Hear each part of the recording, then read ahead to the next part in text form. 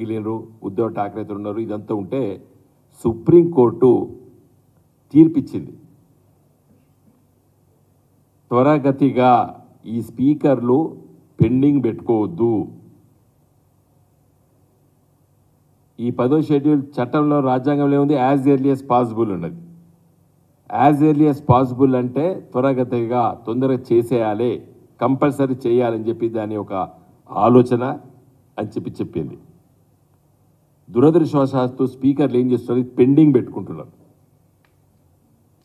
నేను నా రిక్వెస్ట్ ఈరోజు ఈ ప్రెస్ మీట్ ద్వారా కోరేది ఏంటంటే, మరి గౌరవ తెలంగాణ రాష్ట్ర శాసనసభ స్పీకర్ ప్రసాద్ గారు యాజ్ ఎర్లీ యాజ్ పాసిబుల్ అంటే మీరు 24 గంటల్లో డిస్పోజ్ చేయొచ్చు.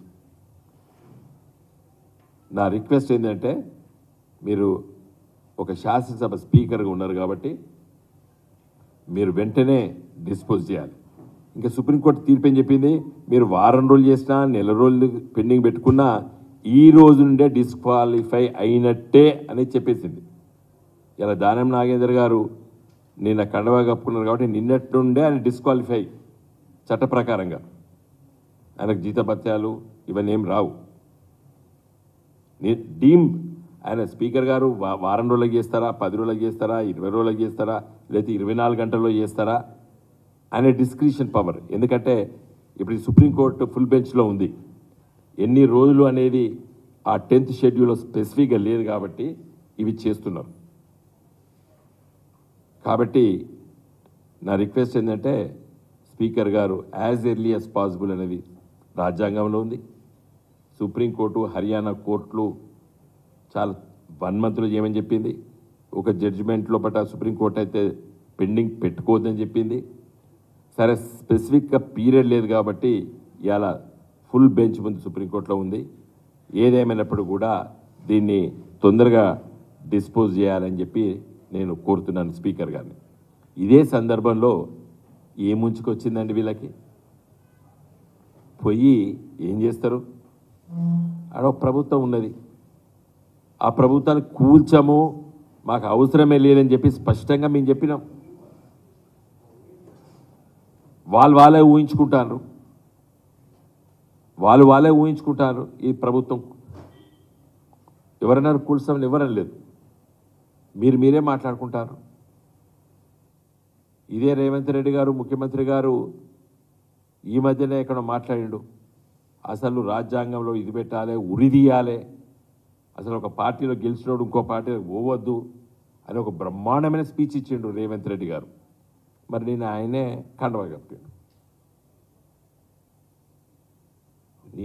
మన ముఖ్యమంత్రి అయిన తర్వాత ఇచ్చాడు, అసలు ఉరి తీయాలి, రాజ్యాంగంలో అట్లా పెట్టాలి, అసలు పార్టీ డిస్క్వాలిఫై ఇమ్మీడియట్గా చేయాలి, పార్టీలు ఎట్లా మారుతారు అని చాలా విషయాలు చెప్పారు.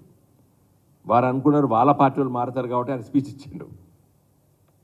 వేరే పార్టీల నుంచి వెళ్ళి ఇప్పుడు లాక్కుంటాడు.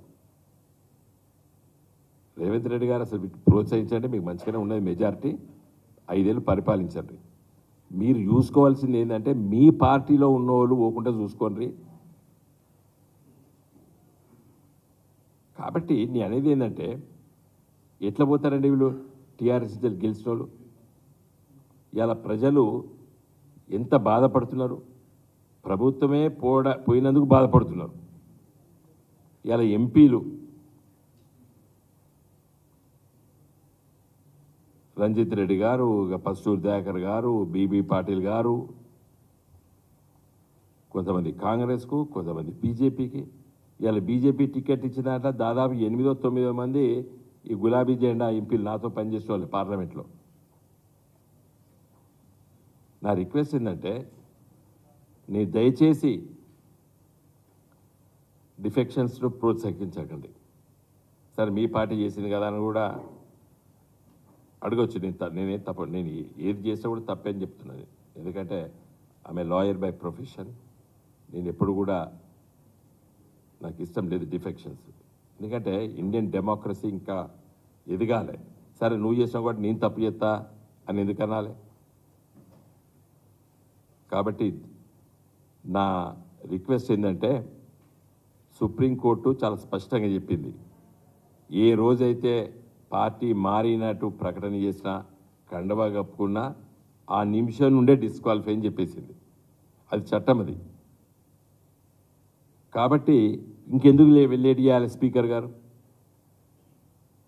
2011లో బీఎస్పీ ఎమ్మెల్యే సమాజ్వాదీ పార్టీ మీటింగ్కి వెళ్ళి కండవా కప్పుకుంటేనే డిస్క్వాలిఫై చేసారు స్పీకర్.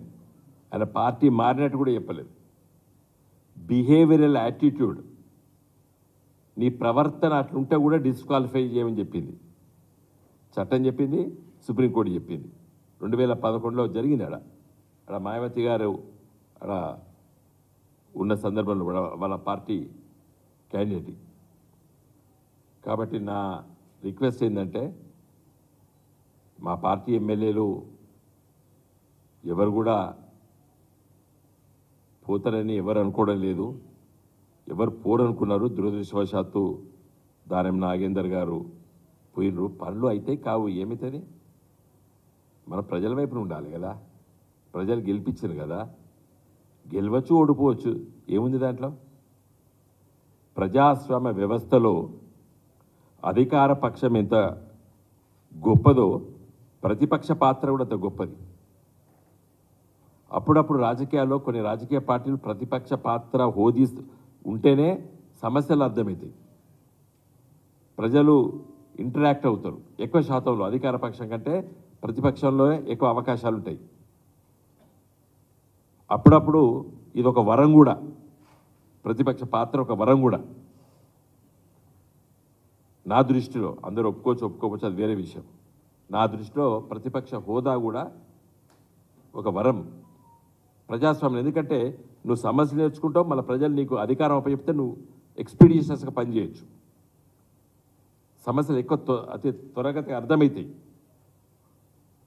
కాబట్టి మా పార్టీ ఎమ్మెల్యేలు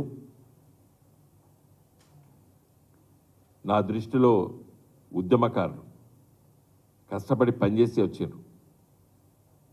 ఇప్పుడు ఏమనుకుంటున్నారు ప్రజలు? భయపెట్టిస్తే పోయినరు, ఇబ్బందులు పెడితే పోయినరు అని మాట్లాడుకుంటున్నారు. అది మంచిది కాదు. మనం ఎందుకంటే గెలిచినటువంటి రిప్రజెంటేటివ్స్ గౌరవంగా ఉండాలి. ప్రజల సమస్యల కోసం మనం సేవ చేస్తామని చెప్పి ఎన్నికల్లో రాజకీయాల్లోకి వచ్చినాం. కాబట్టి మరి అయ్యో మా ఎమ్మెల్యే గిట్లైండు గట్లైండు అని అనుకోవద్దు ప్రజలు. ఎందుకంటే మనం వచ్చిందే ప్రజల సమస్యల పరిష్కారం కాదు, ఒకటే ఎజెండా మనకున్నది. ఎందుకు పోటీ చేస్తాం మనం? ఒక లెజిస్లేటివ్, ఒక చట్టాలను తయారు చేయడానికి, ప్రజల కోసం పనిచేయడానికి వచ్చినాం. కాబట్టి దయచేసి నేను స్పీకర్ గారు కోరేది ఏంటంటే మీరు యాజ్ ఎర్లీ యాజ్ పాసిబుల్ అనేది రాజ్యాంగం చెప్తుంది. కొన్ని కోర్టులు కొంత సమయం ఇచ్చిండ్రు. ఏం చెప్పిండ్రు? పార్టీ మారిన రోజే డిస్క్వాలిఫై అయినట్టే అని చెప్పేసారు.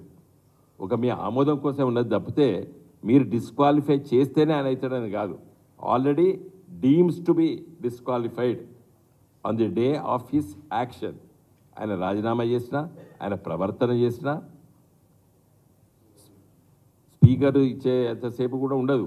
ఆయన ఆ ప్రవర్తన, ఆయన రాజీనామా, లేకపోతే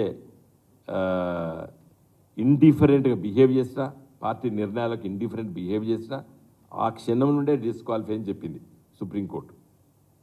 చట్టం అదే విధంగా చెప్పింది. కాబట్టి ఇంకా వేచి చూడాల్సిన అవసరం లేదు.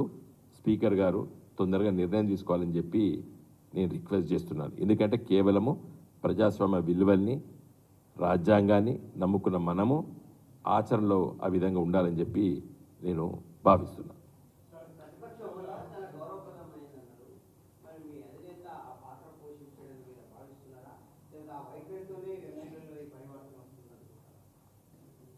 కేసీఆర్ గారు మన బ్రహ్మాండంగా ఒక ప్రతిపక్ష నాయకుడిగా మాట్లాడినరు. కరీంనగర్లో, నల్లగొండలో 2 బహిరంగ సభలు పెట్టినరు, ప్రజలను చైతన్యపరిచారు.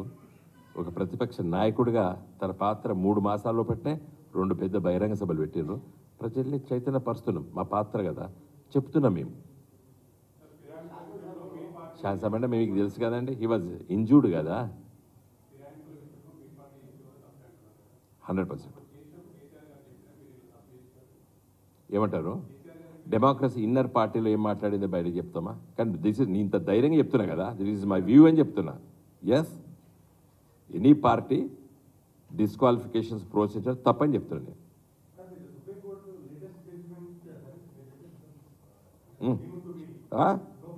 యా, ఆ క్షణం అని చెప్పింది. రెట్రాస్పెక్టివ్ అంటే ఇప్పుడు పార్టీ రాజీనామా లేఖ రాసిన అనుకోండి, ఆ క్షణం నుండి స్పీకర్ ఆమోదం, ఇట్స్ ఓన్లీ ప్రొసీజరల్. అది బీఎస్పీ ఎమ్మెల్యే కండవా కప్పుకున్నది యాక్ట్ అంటే ఆ విధంగా ప్రవర్తన చేస్తే కూడా డిస్క్వాలిఫై అని చెప్పి. అవును, వచ్చినాయి, చాలా దిక్కులు వచ్చినాయి, డిఫరెంట్ హైకోర్ట్స్. ఈ దేశంలో ఏ హైకోర్టు ఈ 10th షెడ్యూల్ మీద ఓన్ కేసే లేదు, ప్రతి హైకోర్టులో ఉన్నాయి. అయితే ఆటోమేటిక్గా అయితే అది ఉంటుంది. అదే చెప్పినాను, ప్రెస్ మీట్ ఉద్దేశమే కదా.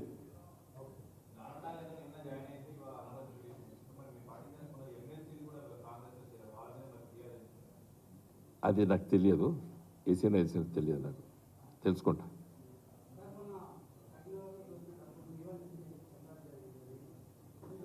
ఇంకో చూడండి, అదొక వ్యాపార కేంద్రం, అర్థమైంది కదా. అక్కడ ఏం లావాదేవీలు, దాంట్లో ఏందో 4 థియేటర్లు, 2 బార్లు, ఒక దాని ఏమంటారు బెడెడ్ హోటలు, చిట్ ఫండ్ అన్నీ ఉంటాయి కదా దాంట్లో. నాకు సంబంధం లేదండి. ఇప్పుడు రాజకీయాలు కూడా నాకు చాలామంది నా మీద చెప్పారు. వాళ్ళు అన్నారు ఎల్ఎన్టీ దాని పేరేందో మన బేడిగడ్డ సబ్ కాంట్రాక్టరు మీ బంధువు అని ఒక ఆయన అంటాడు. తర్వాత ఇక్కడికి జరిగింది దానికి నీదే అని అంటారు. అంటే రాజకీయాల్లో ఎన్నికలు పోయేటప్పుడు దీని ఏమంటారు బురద జల్లడం అంటారు. ఆ జరిగిన సంఘటన కదా, వాళ్ళ ఐటీ డిపార్ట్మెంట్ ఉన్నప్పుడు ఆ పోలీస్ ఆఫీసర్ కూడా చెప్పిండు, అది వాళ్ళు ప్రూవ్ చేసుకుంటే వాళ్ళ పైసలు వాళ్ళకి ఇస్తామని చెప్పిండు. తర్వాత దాంట్లో 100 మంది పనిచేస్తారు, వాళ్ళకందరికి జీతాలు బతకాలు. నాకేం తెలియదు దాని గురించి, తెలియదు. ఐఎమ్ నోవేర్ కన్సర్న్డ్, అర్థమే కానీ. బంధువులు అన్న మాట అయితే నిజమే కదా. ఇప్పుడు every family has is own relations కదా. ఇప్పుడు నేను ఒక న్యాయవాది వృత్తి తర్వాత రాజకీయాల్లో వచ్చినా, నాకేం సంబంధం లేదు, దానికి ఎలాంటి సంబంధాలు నాకు లేవు. నా గురించి వెళ్ళి ఎవరినైనా అడగండి, నా గురించి వెళ్ళి చెప్తారు కదా what type of A politician I am. ఉంటాయి ఇప్పుడు బంధువులు అంటే చాలామంది బంధువులు ఉంటారు. ఇప్పుడు నేను మొన్న చెప్పిన నా గురించి వెళ్ళి గిట్లే ఆరోపణ చేస్తే, ఎవరు బోయినపల్లి సరిత అనే ఒక అమ్మాయికి ఉద్యోగం వచ్చింది, వినోద్ కుమార్ ఇప్పించిందని చెప్పి సోషల్ మీడియాలో చాలా పెద్ద ఎత్తున ఒక 2-3 రోజులు మొత్తం రాసింది నాకు. బోయినపల్లి వినోద్ కుమార్కును ఈ దేశంలో బొచ్చడి మంది బోయినపల్లి ఉన్నారు. 4 రోజులు దాకా నేనే ఇప్పించిన అంటే మొత్తం ప్రపంచం తిరిగింది, ప్రపంచం మొత్తం చెప్పుకొచ్చాను బోయినపల్లి వినోద్ కుమార్, బోయినపల్లి సరిత అని. ఆఖరి చూస్తే కేసీఆర్ గారి మేనల్లుడు భార్య ఆమె. మళ్ళీ ఇదే మీడియా చెప్పాలి కదా, అయ్యో పాపం వినోద్ కుమార్ చుట్టాం కాదు ఈమె అని చెప్పాలి కదా. మళ్ళీ మీరు ఎవరు మాట్లాడరు. ఉండవి sir, I want be very clear. ఇప్పుడు నీరవ్ మోడీ ఉన్నాడు, లంగా లఫోటు పోయి ఇప్పుడు లండన్లో మంచి పెద్ద ప్యారడైజ్ లాంటి బంగ్లాలో ఉంటాడు. మనం నరేంద్ర మోడీ గారు చుట్టామంటే నమ్ముతామా మనం? నీరవ్ మోడీ ఇన్కమ్ ట్యాక్స్ ఎత్తేసి లంగా దొంగ. తర్వాత నరేంద్ర మోడీ కూడా నీరవ్ మోడీకి పొత్తు పెట్టచ్చా మనం? తప్పు కదా. నరేంద్ర మోడీ ఆయన చిన్నప్పటి నుంచి వెళ్ళి రాజకీయాలు ఉన్న వ్యక్తి, ఆయనకు వ్యాపారాలు ఉన్నాయా? ఆయనకేం సంబంధం? మోడీ అంటూ కూడా అంటామా? ఇప్పుడు అన్నీ మొదటి రోజే చెప్పిన నేను, అమ్మాయి ఎవరో నాకు తెలియదని చెప్పిన నేను. మళ్ళీ తర్వాత 4-5 రోజుల తర్వాత చెప్పిండ్రు గిట్లా గీన భార్య చెప్పి. మరి అది చెప్పినప్పుడు అరే పాపం వినోద్ కుమార్ చూడటం కాదా ఈమె ఎవరైనా ఒక్కరని చెప్పిండ్రా మీరు? Thank you.